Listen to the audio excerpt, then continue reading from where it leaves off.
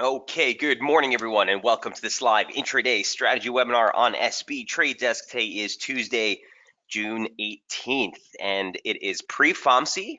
We are getting some commentary this morning, some interesting commentary from Mario Draghi, a little bit more dovish, saying more stimulus might be on the horizon. And we are seeing some things on the move. So lots to discuss. We'll go over all the dollar crosses. We went over a brief overview yesterday of on daily effects. If you joined us for the FOMC, what the markets are expecting. Let me know if you guys have any questions on that. I want to try to keep it focused on price, but if you do have any questions about the FOMC tomorrow, do let me know.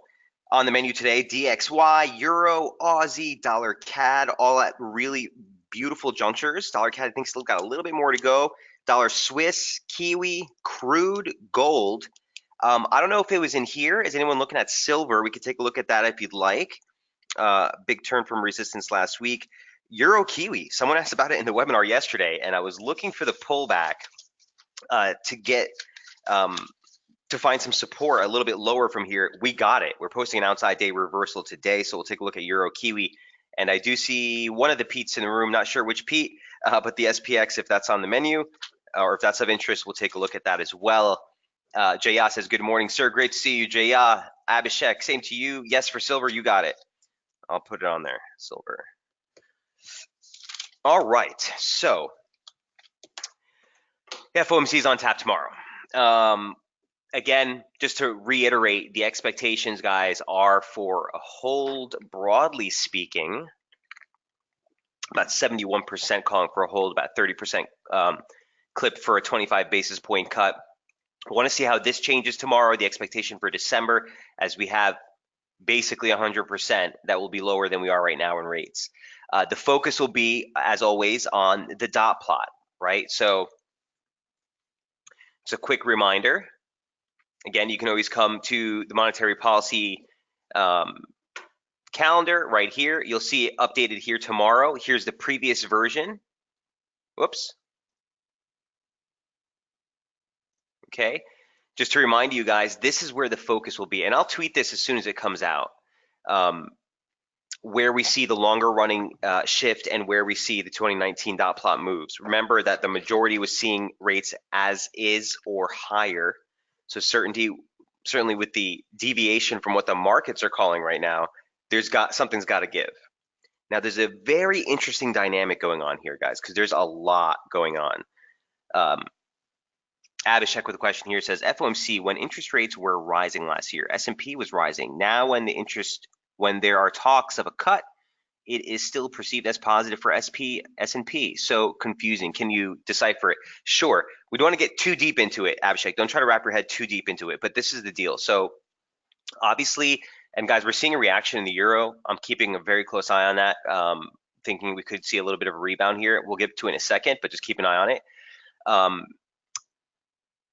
Abhishek, so as they were hiking rates, is because economic data was good. You had an accommodative policy from the fiscal standpoint as far as the tax cuts and the business-friendly shifts in regulations and all this. So yeah, rates can go up, and historically markets do rise as rates are going up. It's just that when you start to get too high on rates, markets start to see that as sapping liquidity.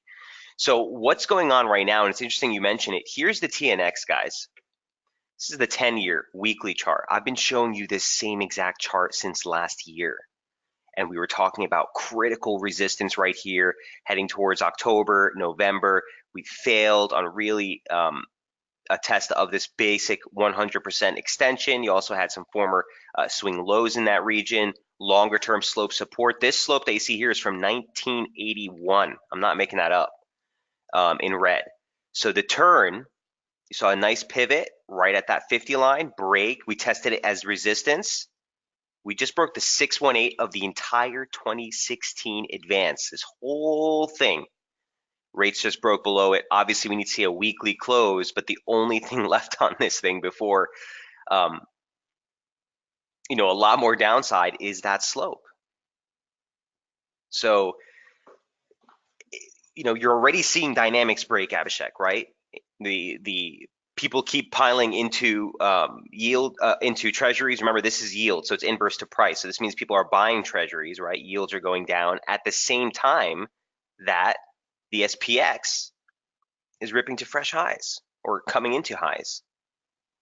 So try not to put too much emphasis on connecting the fundies with what immediate price action is saying. You see deviations in this all the time. It happens. We can look back at historical charts. I'll show you lots of times where those inverse correlations have either decoupled or coupled again. But at the end of the day, man, something's got to give. And Abhishek, just to speak to you, from a trading standpoint, typically the smart money is perceived as what's going on in the treasury markets, and one of these is lying. Markets are rallying and treasuries are rallying. Typically, the smart money's in treasuries. So if the S&P is going to fail, these are the risks that you're standing at right now. But don't try to assume because they're cutting rates or they're hiking rates that's going to necessarily be a corollary effect in the immediate front. No, in fact, the S&P right now, it should still be rallying. If they're going to cut rates, that's even more so easy. So there's nothing necessarily here to suggest from a fundamental standpoint.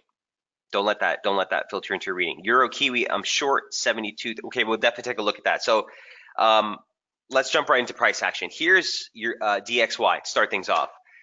We don't need to go over the weekly charts. We've gone over that many times. But remember yesterday, as I was telling you early in the week, sort of the ideal scenario for me is for dollar to rip higher and then we fade it. That's on the basis of where we're coming off of. Big rebound in support. Big rebound in slope. This is 618 retracement, a decline. Here's your monthly open resistance. So the objective June open was 97.64. We're trading there right now. Now on a stretch, 97.87 is still that long-term 618. Okay, that's on the weekly charts. That's the 618 from the 2017 drop. We did get a couple of closes above it by a couple of pips, but that's still a level that we're watching. Former swing highs, just a decent pivot in price overall. So on a stretch, maybe you could get up into there. It'd still be within the confines of the upslope here. Wouldn't violate anything. But we're generally looking for exhaustion. Okay, does the FOMC charge one more rip higher? I don't know. Remember, markets are getting pretty dovish. It's now on the Fed, to kind of gauge and tell markets, well, you're off, or you know what, we do have to turn a little bit more dovish. And if they do that, maybe that's the last gasp for the dollar before this gives us a bigger move to the downside. The end of the day, if this thing clears 897.87 again, it's done. I mean, forget it. Do not try to short it. Don't try to get cute. The possibility for resumption there would be pretty big. So that's my idea with the dollar. Everything seems to be going as planned since the start of the week of looking for some sort of exhaustion push higher in the dollar to fade. Anything that I've taken so far, guys, is really just near term in nature. Don't get too heavy on positioning ahead of tomorrow.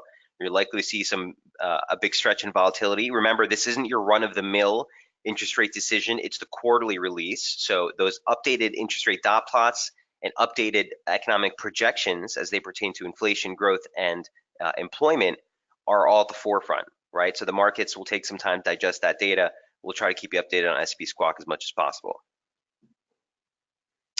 Any questions on DXY?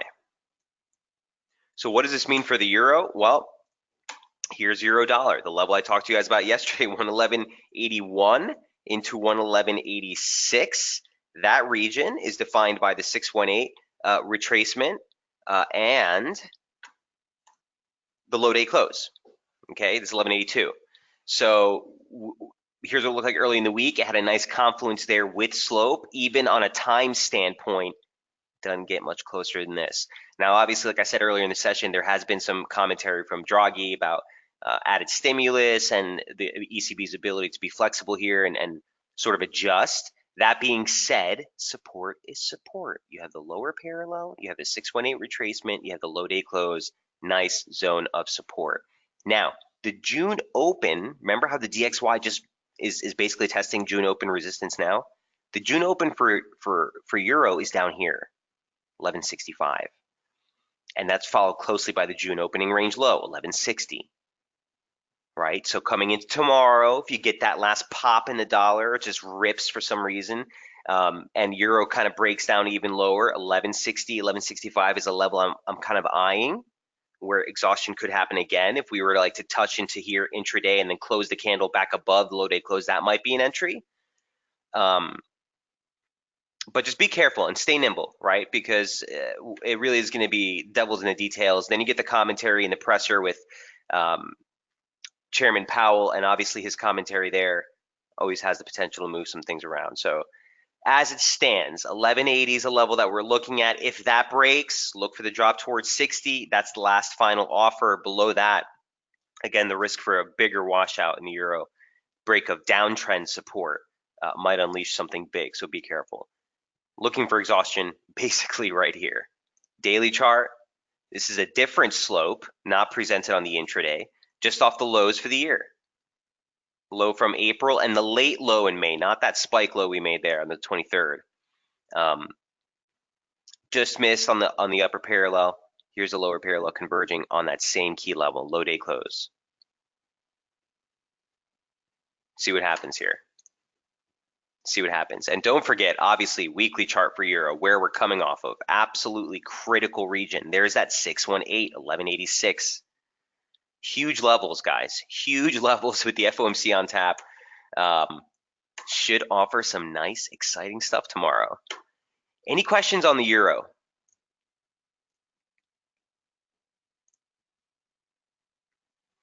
So initial resistance, 112 is still going to be that 618 for the near-term advance, but just above that, the weekly open comes in at 112.09. I think that's a little bit more appropriate to where the stretch reached into an early U.S. trade right here. So just keep that in mind.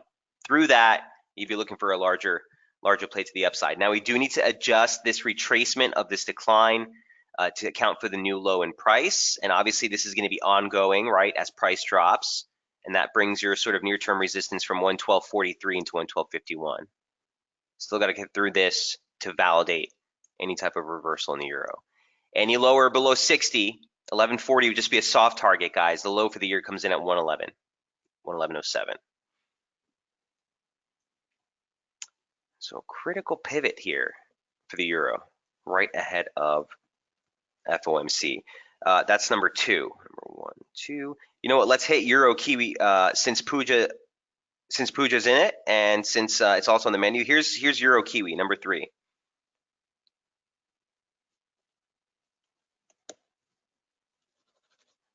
So outside day reversal yesterday. Here's what it looked like. The near-term picture, Puja. I'll show you this in a moment. I'm not really too crazy about it, but here's the tell, right? We've been following this slope. You guys recall, we've been following this update. The last update on Euro Kiwi here on SB looked like this, okay? And we were trading into this near-term descending pitchfork. We had just broken support, and we were looking for a larger reaction here, 169.08 into 169.13. Boy, did we get it. Big old reversal candle right off that mark, and here's the resultant rebound. Now we've gone back through the 2018 or 2019 open. We went through the high day close. 172 is the next target on the upside. We took that out. Here's what it looks like now. Here's the daily chart then and now. So we've bounced off this region and ripped right through, and we're failing ahead of the parallel. But if you take a slope,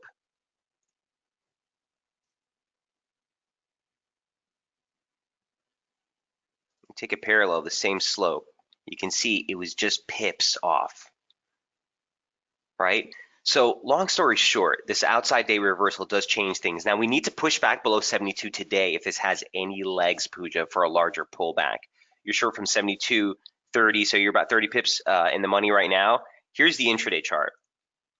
Here's the intraday chart. So a basic slope off the lows, notwithstanding this big old washout here, has us, right at a near-term support that we were looking at. Again, that's 72, 71.86 is the extreme. Let's see if there's any slope on this.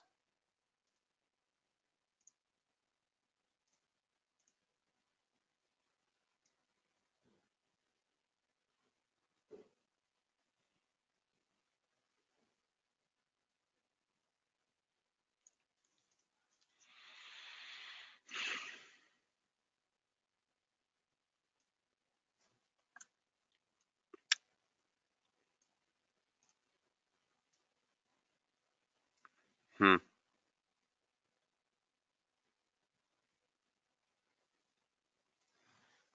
drop that high day close.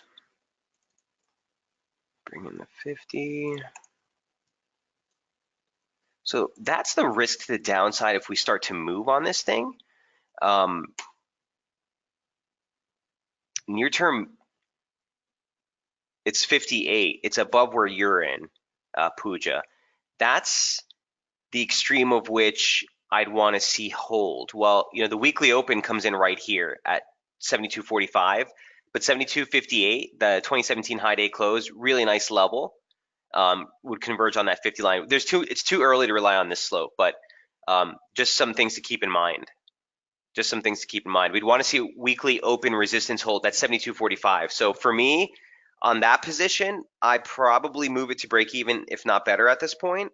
Probably break even. If you get any better than that, any kind of rebound heel will wash you out. But do note that even if you get towards 72.40s, 72.60s, wouldn't necessarily invalidate the near-term reversal threat. Downside target 71.55, just the lows that you made back here, and that 38.2. 50% comes in on the lower parallel a little bit later in the week, near 71.10, 71.09. The hallmark is there though, right? Here's our first and deepest cut in momentum since the lows that we made last week. Or I guess this is 2 weeks ago at this point. Also note that on this last couple of stretch, momentum starting to fail and be able to struggle around 60. Want to see that 40 break to the downside, deeper cut, and be looking to sell a rebound while below this region. Just correction, right? 1, 2, 3, 4, 5 maybe. So you look for a near-term correction. Ultimately, you want to buy that pullback.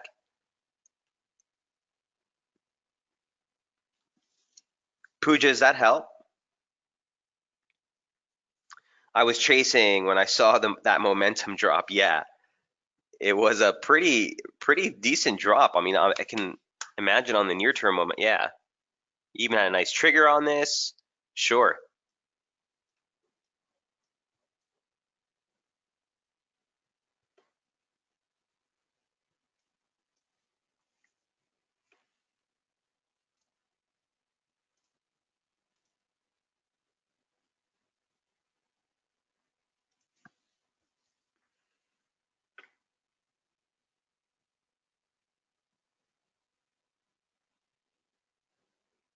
Yeah, I'd fade a momentum bounce here. Looks pretty good. We'll have to live with a washout if it goes higher. I mean, yeah, it's not worth exactly, Puja. It's not worth really fighting because we're trading counter trend here. It was a beautiful reversal, don't get me wrong, but yeah, don't get too stern on it. I'd have a break even, and if it gets higher and fails at 72.58 or 72.45, Puja, we can just get right back in. Okay, so those are the Euro crosses. Heading into tomorrow, number 4, Aussie. Here's what Aussie looks like. Entering a critical zone of support. We've talked about it for quite some time. 2016 low we closed. 2016 lows gave us a range of 68.27 to 68.55. Know it's a little bit bigger of a range than I would typically like, but a critical area of support, a low and a low day close, low week close for that matter. And here we are again. If we close at this region right here, you'd be marking some decent weekly divergence into the low. So what do you do with Aussie? Weekly charts basically have you at the 2016 pivot point that we were looking for. Here's Aussie on the daily chart. So slope, for the daily chart basically has a median line. This is just a pitchfork off the yearly high from January and the subsequent high that we made in April. Decent pivots along the, was this the 38.2 line? 38.2 line. Decent pivots, median line support, median line break, resistance, break, converges on that 2016 swing low right near 68.28. The registered low so far in overnight trade was 68.31. Okay, so look, it's 4 days, 5 days of declines. Momentum is not necessarily an oversold. I'm not banking on the break. Okay, if anything, you're at downtrend support. So for me, there's no justification for trying to press a short deeper in Aussie from here. Now, again, it's been a trade where it hasn't really given you much on any type of the recovery. They've been pretty shallow, pretty pathetic. That being said, you got divergence, okay, into the low that we made an overnight trade. Here's a bit of a rebound. The 120-minute chart looks like this. Still could make a move on 68.28, that 2016 low. Wouldn't be surprised if this kind of muddles sideways. As I said in yesterday's note, guys, heading into tomorrow, tonight, I mean, if you don't have a larger position, you're not looking to position ahead of FOMC, just take it easy. It's notorious time. It's like pre-NFP, but on this FOMC interest rate decision might be even worse. Markets will go into a lull. There'll be a lot of sideways action. You might see thin market liquidity give you some sharp movements one way or another. Then they just retract. So you think, oh, something's happening, and all of a sudden you start chasing. Just don't do it. Just don't do it. Wait till we get into the announcement. If something comes into a zone that we're looking for and we get a decent signal, as long as you're using good risk reward, go for it. But reduce your position size. I don't expect fireworks per se, but there's expectations are all over the board on what Powell will say and what the dot plot will look like. So just prep. That being said, looking for a washout, 68.28. If we get some sort of more divergence or a third reference point into that spot, maybe tomorrow, again, if the dollar rips, this would be sort of a spot we'd want to see the recovery mount. Once we get through the median line, I'll be a little bit more comfortable trying to play it alongside there. But as it stands right now, we're looking for exhaustion. Looking for exhaustion.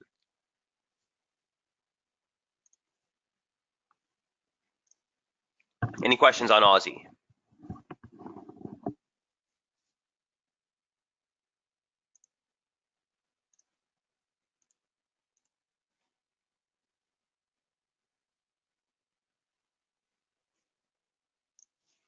All right, that is number 4. Number 5, dollar CAD.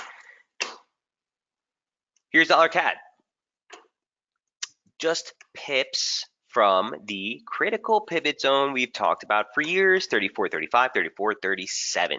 Longer term 618 of this, the near term decline of this year's decline. And the 2017 open, again, an objective pivot in price.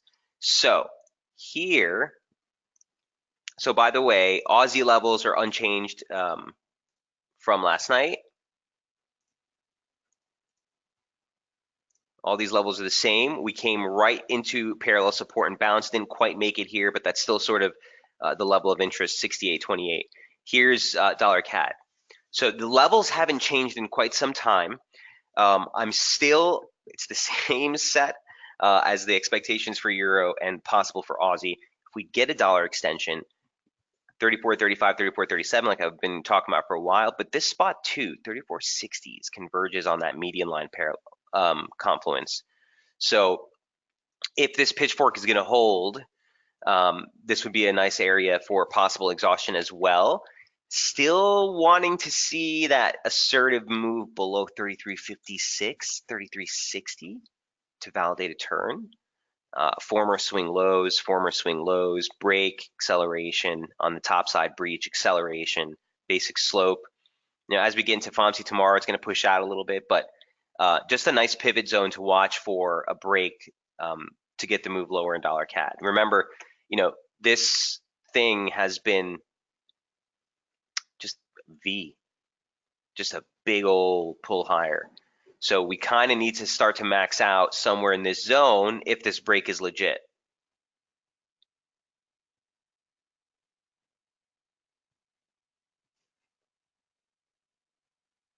So tomorrow at 8:30, we also do get CPI numbers from Canada as well. They're monthly numbers, and we get the year-on-year supposed to come in at 2.1% versus 2.0%. So keep an eye on that tomorrow. It might be something that in combination with the Fed will offer something here on dollar CAD, but ideal scenario, again, just my humble opinion, want to see some sort of failure into that region. If it doesn't, and we just start to collapse, it's the 33.56 break. I think that'll open up, resumption. There's that same level. So even that slope, here's the daily chart. Oops.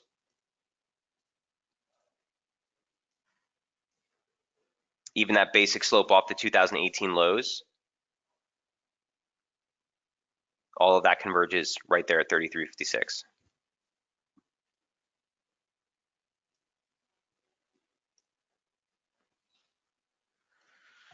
All right, so that is dollar CAD. Let's see if we can't get some failure up here. All of these trades look similar, which is why I do want to note, guys, if you start to take this stance, you don't want to double up, right? So if we do get the dollar starting to play out tomorrow, make sure you pick and choose your setups accordingly to what's clearest in price, and don't double up. So don't take a long euro and a long Aussie and a short dollar CAD all at once, because if the dollar does reverse, it'll be upside down all three.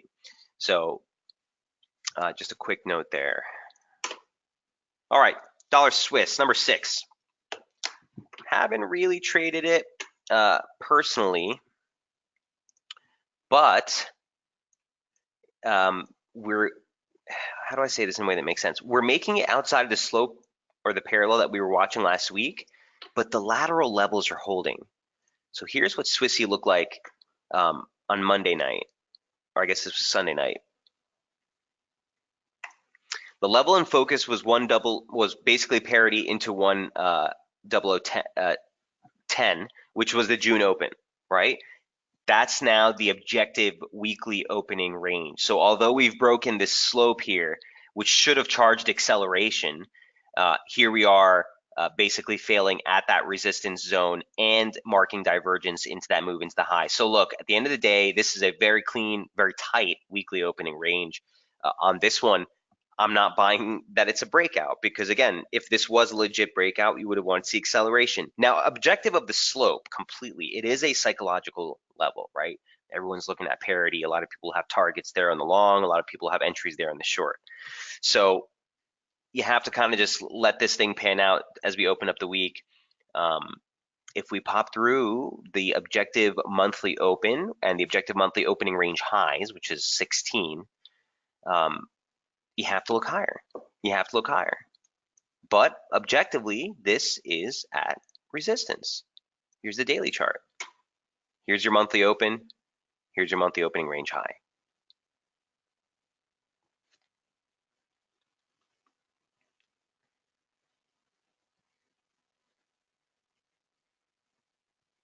I just want to see what this looks like. Bear with me one sec.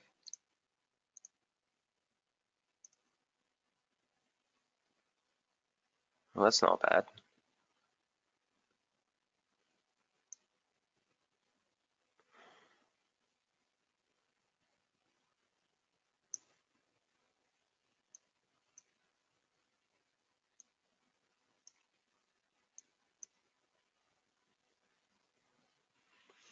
Might have one more push.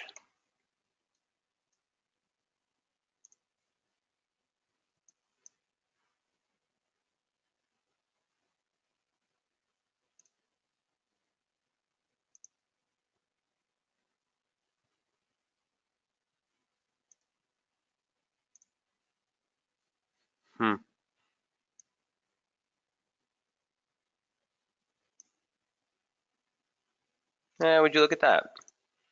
And the opening range high is 18, 100% extensions 19.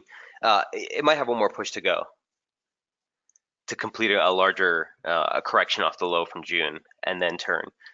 But long and short of it, it's still a dollar cross that's showing you the potential for dollar exhaustion on a push higher. All the same trade. The onus is on the dollar to push through resistance on all of these trades. So be on the lookout. Questions on Swissy? Okay, 7, Kiwi dollar. Also one that Jamie's had his eye on as well. 64.86. I showed you guys this yesterday. It's an obscure 88.6 retracement longer term from the ascent rather off the lows that we made last year.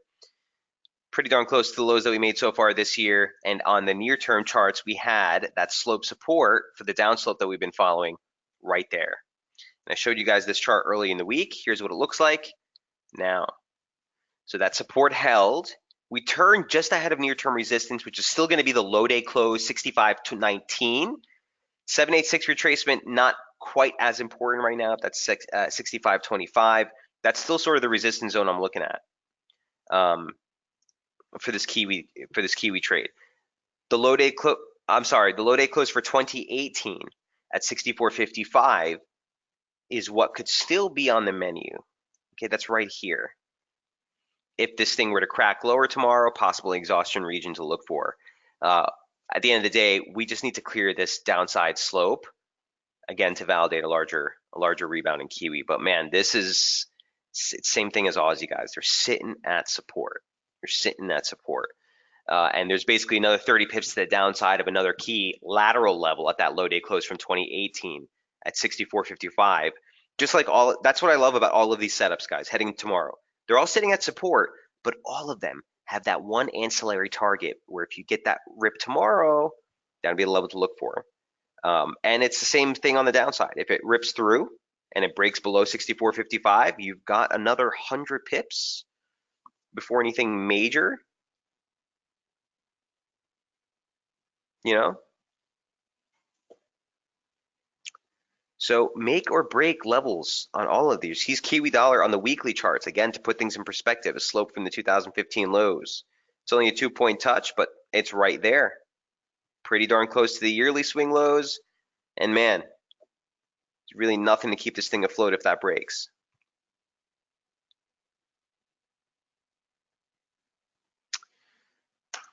Moment of truth for the dollar. If it's okay for you to share, how do you get these low day close, high day close, etc.? Is there an indicator that can be used to get them on the charts? Abhishek, no. It's all by eye, my friend. So that's the time and the dedication it takes to these charts to get them all in view. You just simply look for the low of the year on the spike basis and take the close of that session. And I always label them. So no, that's from yours truly. You got it, sir. All right. Quick segue here. Let's take a quick look at what crude's doing here. So the price is remaining consolidation. I showed you this chart early in the week, and our basic premise was to look for a recovery. Okay, there was a consolidation right around that 618. This is a longer term 618 that we've been tracking since the 2018 advance. Obviously, we've gotten a close below it. We quickly reversed, and we've been consolidating just below a basic slope here. Here's what it looks like on the intraday chart. There we go. Okay, and it's been messy. Told you this yesterday. I kind of wanted to see if this is going to break. I want to see this accelerate. It looks like, again, I'm liking the just a near-term rip higher recovery, at least a test of the monthly open.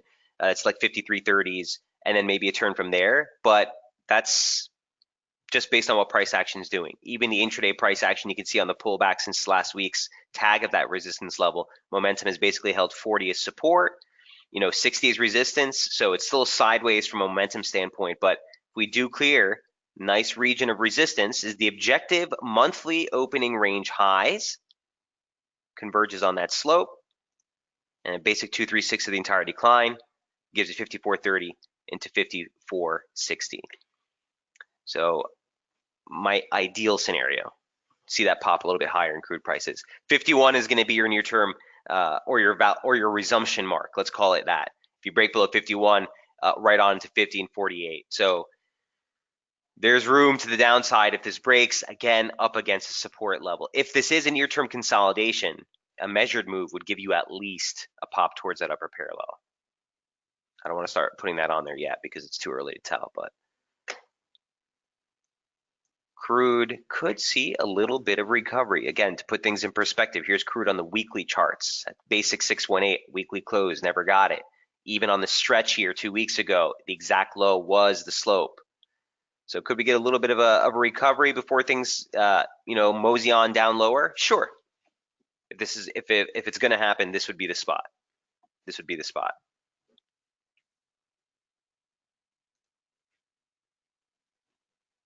Questions on crude?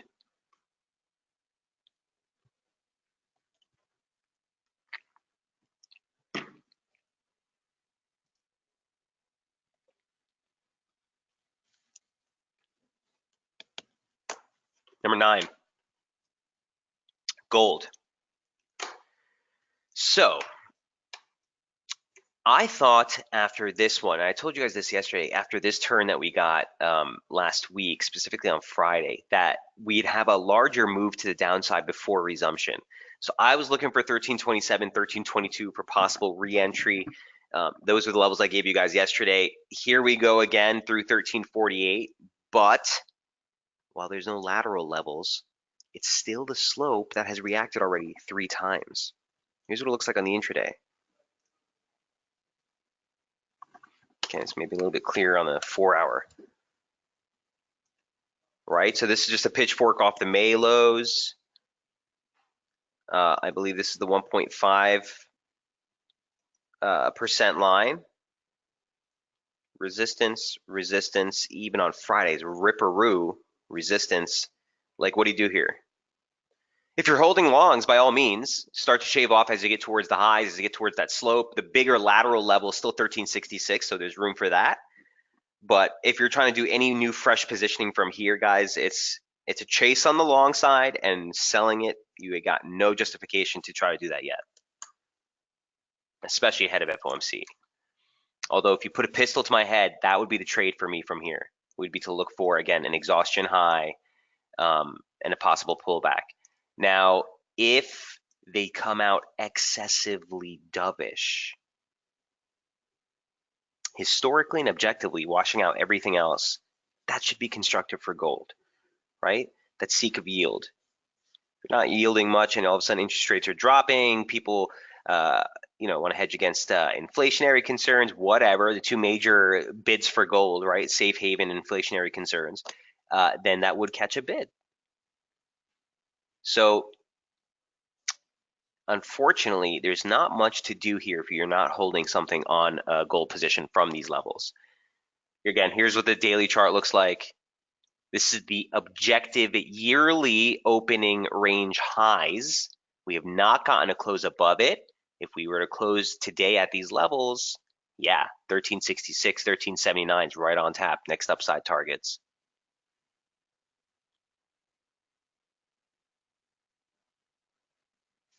Abhishek, I can see that it bugs you a lot. He says, should a correlation between S&P and gold be looked at? It bugs me a lot. I mean, you could, Abhishek, but my friend, you need to know when these kinds of things are going to help you in trading. Abhishek, there's a million metrics I can help you look at, and I ran into this problem early in my career. This correlation and that correlation, and if this is doing that, then this must be doing that. This kind of thinking,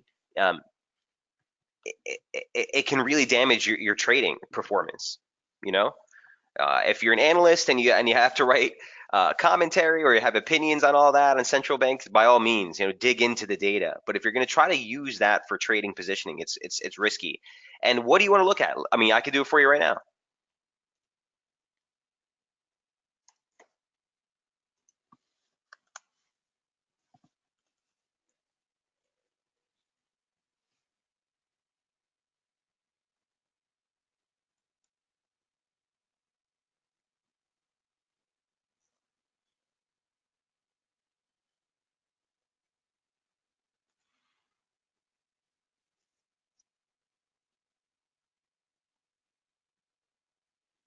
I'm sorry about that, guys.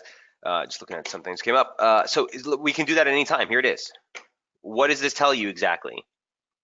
Right? What does this tell you exactly? This is what people will typically tell you should be happening, right? If gold is moving lower or if stocks are ripping higher, yeah, sure, you're getting a better return. That'll sap the haven bid, as it were. But what's happening right now? They're both rallying together. It's the same issue that you're seeing with treasuries. So Abhishek, I don't know how you want to use this per se as a trade idea. And the fact that it bugs you just makes me, or suggests to me, that you're still putting a little bit more emphasis on like trying to reason every trade. We should be focused on what price action is doing. This is good for investors. If you're investing longer term, that would make a bigger justification for looking at this kind of stuff. But for intraday or even weekly trades, I'm not sure how this would necessarily help. Short gold and long S&P. Well, that wouldn't have been working this whole month, right? Last couple of months, that would have been not a good trade, right? Short gold and long S&P. And second of all, the gold trade. So I need to completely get this out of trading. Abhishek, yeah, I don't want to necessarily steer you completely away from your focus. But what I'm just telling you is from a trading standpoint, I've been doing this for 16, 17 years now. Like if I try to put that into every trade to validate every position, it made a mess of things for me. It made a mess of things for me. You should be taking every position based on its own merits. Again, if you're looking for longer term, you're going to be in a position for months on end. Absolutely, corollary. Um, when those correlations tighten up, they can be very helpful in assisting what's going on. DXY is ripping higher in the same context with gold, says Eman. Exactly. So Eman, you're mirroring my ideas as well. So we need to just know when this is going to be beneficial. And again, I just want to say this: if they do cut rates, typically that's going to be good for S&P, and typically that wouldn't be so bad for gold. So again, I'm not really trying to bank necessarily on a deviation of this positive correlation we're seeing. That being said, Abhishek, I can tell you that I think this is a risk on the long side at this level, and I also think the S&P is a risk at the long side at this level. Here's what the S&P looks like, guys. That's number 10. We'll come back to silver in a second. Pete, are you in the room? Are both Pete's in the room? Here's what it looks like. Where's SPX? I get it. I will fix this in my head. Thanks. It was a confusion which I wanted to clarify. And Abhishek, you're in the right spot, man. I don't mean to pick on you, man. I'm just being completely honest with you. Over my years of trading, it's a frustrating path to try to justify every trade with whether the correlation is holding or whether this is doing that, and because this is doing that, this must do that. No. I gave up on that thought process a while ago. Pete, 2910. 2914 is we're right here again. It was the level that we talked about in earlier in the month on this stretch here, the 786 retracement. You have the 2019 high day close, 2914. And that's exactly where this thing turned and posted an outside reversal candle right off that mark. We moved lower. This was our bullish inval, didn't break, right? Didn't break. We saw a rebound here. And yesterday in the webinar, I was saying, if this was a legit break of upslope support, I would have wanted to see at least another test or an acceleration. The fact that it didn't, I didn't like that. So here we are right back at resistance, right? Here we are right back at resistance. Now the 2018 high day close, and this is the bigger level I noted yesterday was 29.29. That would converge on slope. You've seen maybe this is kind of wobbling, so you could see another pivot off that. So that is your next upside level if this breaches, but the support and focus is still 28.68, 28.71. That hasn't changed. Now the weekly opening range is a little bit higher, but that's still, broadly the level I would want to see break for this thing to suggest that we're going to see a move lower. That being said, the advance is at resistance, Pete. This is a pivot. This is a pivot. And the FOMC is on tap tomorrow. You can smell the excitement in the air, right? Something's got to give. All of these things trading at such big region, TNX at major support or just away, SPX at resistance or just away for the next target, gold, same deal, right? All of these trades are at very interesting junctures in my mind. Again, my humble opinion, you get an exhaustion to the upside here in gold, the pullback, exhaustion to the DXY on a move higher and a pullback. S&P is the only one I don't really have conviction to try to play this short because we're just sitting there into the open. So I happen to think this does make another move or at least tries to break this region before pulling back. Remember, that high day close at 24.14 is significant. Not only was it the high day close, here's the daily chart of the SPX. It was an outside day reversal off fresh yearly highs, and that came on May 1st. Okay, the close of that session was right here at 29.14. Make sense? Watch for a reaction here today. Pete says, awesome, thanks. Right on, Pete. Yeah, the levels have been just sickening. So it's just super clean. You don't get this very often. So you can go ahead and dump that retracement at this point. One other thing I was looking at, Pete, I don't want to confuse anyone here in the room, but really short term, possible slope. I'm taking some, definitely some a liberal view here, but I was looking at this earlier, and that 50 line or the 75% line to the upside, if it breaches here, even today, 29.29 would be a level which you'd want to look for exhaustion. Just an idea. I don't know if this slope is in play. Don't put too much emphasis on it, but just a possible play here. If you do breach, another region why, if it does give out, you should see acceleration, a breach of upslope resistance. That would sort of be the play. All right, that's SPX number 10 and number 11. Abhishek was also looking at silver. They sparked my interest on this last week. I don't think that the levels are quite as clean, but from a lateral standpoint, at least, objectively, it's been pretty okay.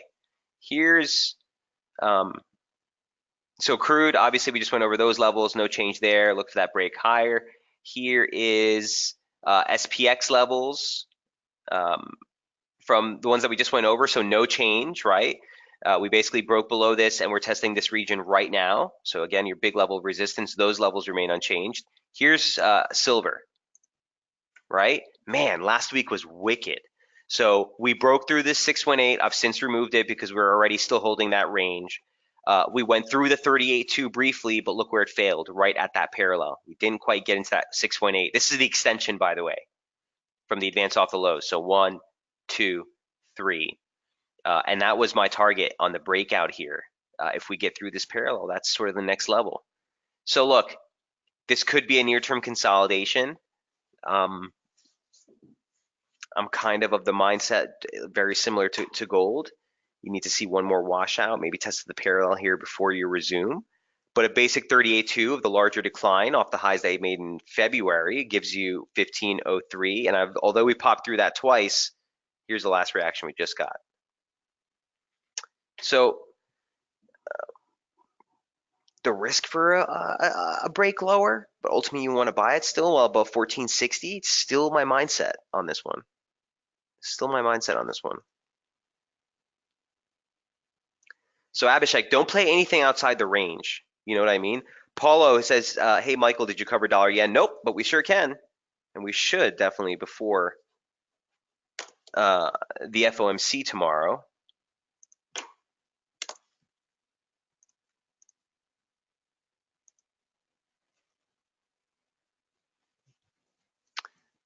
So Abhishek, let me know if that helps. Sorry, I'm at work. If you have, I will check it later when the video updates. Nope, I'm definitely gonna take a look at it right now, Paulo. So for this one, again, ideal scenario kind of snaps back towards slope support and you buy it. At the end of the day, you need to see that basic consolidation break to the upside, targets 15.17 and 15.25.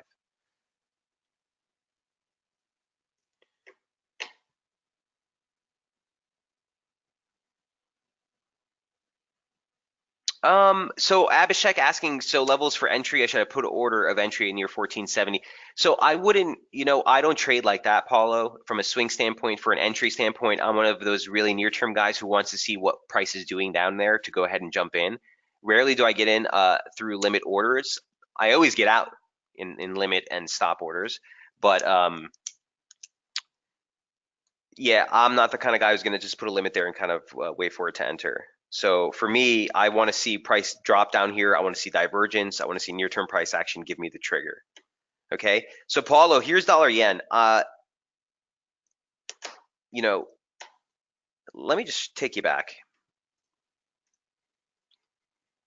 Where's my last dollar yen update? Might have been a couple weeks. Yeah. So look. The last time we covered dollar yen here, we were looking for a recovery, a rebound off of critical support, a critical support zone that we've highlighted here on the weekly charts for some time. 2017 low week close gives you 107.80. The 618 of the advance off the lows from 2018 gives you 108.42. 60 pip range for the abomination, I'll give it. Huge pivot in price, right? Huge pivot in price. Former swing lows, break, acceleration, breach, acceleration, support, and we're there again. So our idea a couple of weeks ago was to play recovery alongside trade off of this region.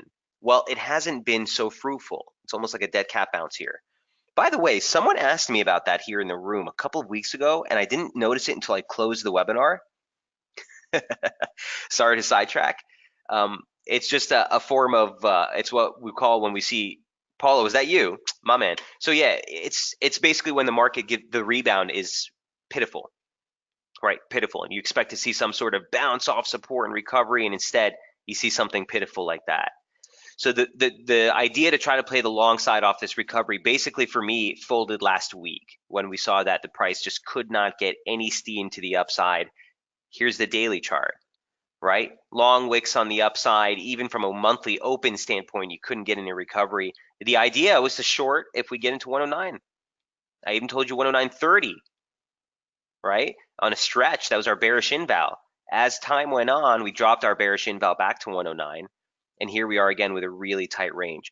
Look, I think ultimately this moves lower, okay, whether it's on a dollar pullback or whether you want to start seeing risk haven flows and all of a sudden S&P turns over, yen still catches that bid, right?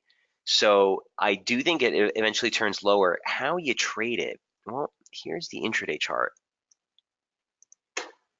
And that's, guys, that's why I love this session so much more from Daily Effects, because a lot of people in Daily Effects or just the broader masses, right?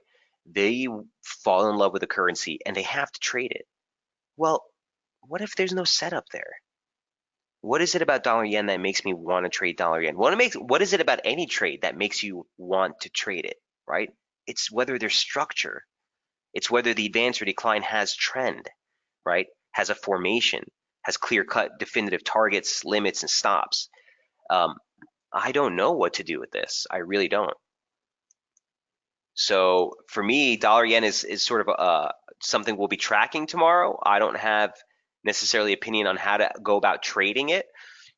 If you put a pistol to my forehead, I would say, listen, if we rally towards the upper parallel, ideally 109, you look for the short. Okay, we're looking for a break below 107.60, 107.80 to get this thing moving. 100% extension from the decline. If we take this to a 240, zoom out for a second, from the highs, right? Two equal legs would still give you 107.30.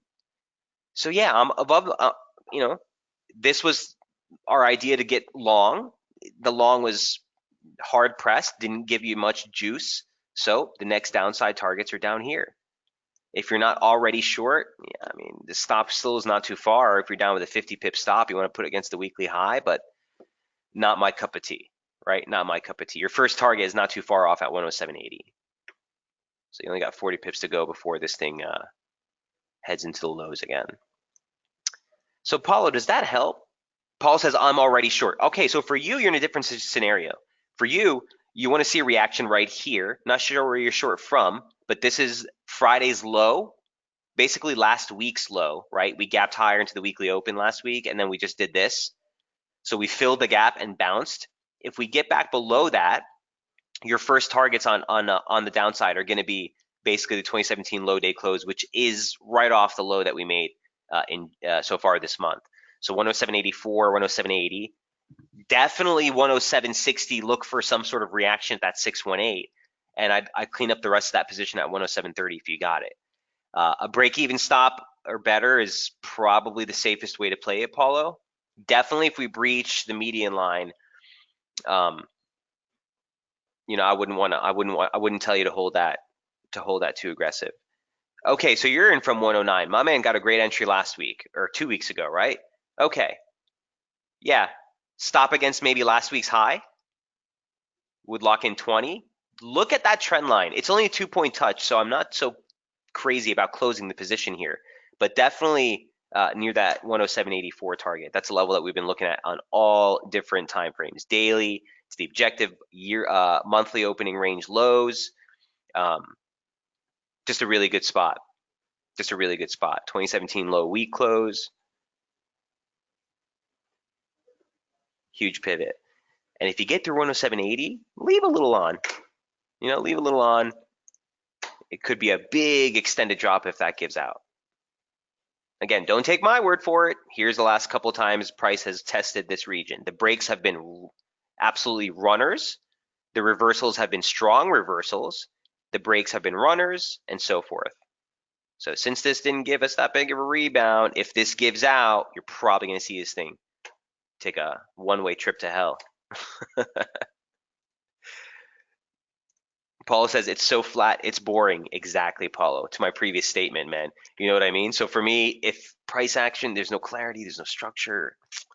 Yeah, dollar yen is always a good contender for anything US data related, right? But if the structure is not there, then why chase my tail?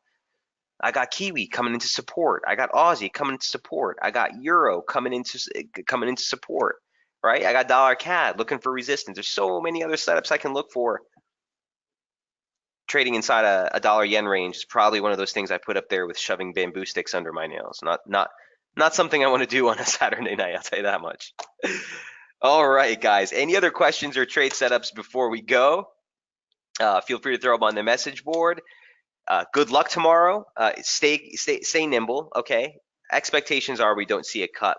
The details are the devil's in the details with regards to the dot plot and the commentary from Draghi. Now, don't forget this whole global thing where now all the central bankers are coming out much more attentive to the markets, much more accommodative. At some point, it's gonna wash out into the Fed, and the Fed will finally catch up with where market expectations are. So we'll touch base again on Thursday. Best of luck trading tomorrow, and I will see you then. Cheers, guys.